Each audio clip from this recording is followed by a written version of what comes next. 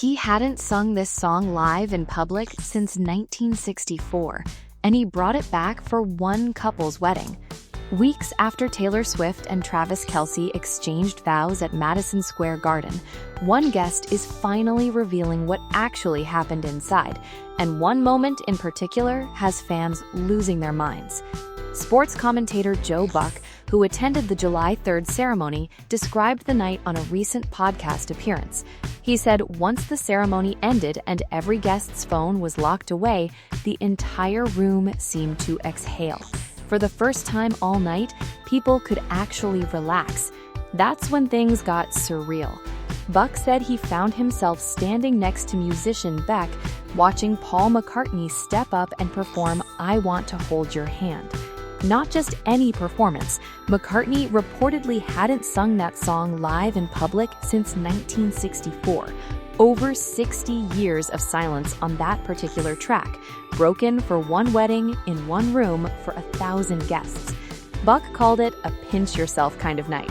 He even joked about his own disbelief in the moment, wondering out loud what he was even doing there, surrounded by a room full of people who were probably just as confused about who he was. But McCartney wasn't the only legend in the building. Stevie Nicks also performed at the reception, turning what was already a massive celebrity wedding into something closer to a private concert for the ages. And the guest list backed that up completely. Reese Witherspoon, Tom Cruise, Brad Pitt, and Scarlett Johansson were just a few of the names filling the seats. Here's what nobody expected, though. With all that star power in the room, the moment that actually got people emotional had nothing to do with the performances.